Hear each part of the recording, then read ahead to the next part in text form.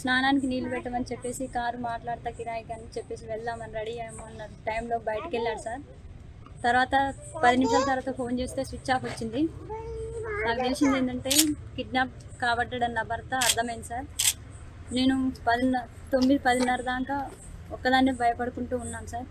ఇప్పుడు ప్రొటెక్షన్ కావాలని నేను ఎంపీటీసీ గారికి ఫోన్ చేశాను. తర్వాత ఎమ్మెల్యే గారు భూపాల్ రెడ్డి సార్ గారు నన్ను ప్రొటెక్షన్తో ఎల్లమ్మగూడెం గ్రామంకి తీసుకువెళ్ళడం జరిగింది.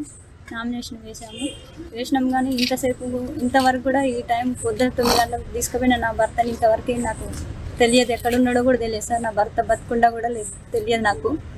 మరి ఇలాంటి పరిస్థితిలో కాంగ్రెస్ వాళ్ళని నేను అనుకుంటున్నాను, బీసీ అభ్యర్థిగా సర్పంచ్గా నేను నామినేషన్ వేయకూడదా, ఒక బీసీ బిడ్డగా నేను నామినేషన్ వేయకూడదా? ప్రజాపాలన రాజ్యం అంటారు, ప్రజాపాలన ఎక్కడుందని నాకు అర్థమవుతుంది. ఈ స్వతంత్ర భారతదేశంలో ఒక స్త్రీగా నేను ఏం ముందుకు పోగలను? ఇట్లా నా భర్తని కిడ్నాప్ చేస్తే నేను ఒక్కదాన్ని బయటకు వెళ్ళలేనని ఆ భర్తని కిడ్నాప్ చేయడం ఏంది? నాకు ఇలాంటి ముందు ఇంకా సమస్యలు ఏం ఎదురవుతాయో నాకు చాలా భయంగా ఉంది.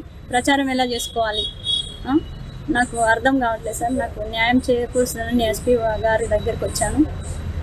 నాకు సెక్యూరిటీ కల్పించాలి సార్. నాకు ప్రాణహాని భయం ఉంది. నాకు, నా భర్తకు, నా పిల్లలకు సెక్యూరిటీ కల్పించాలి.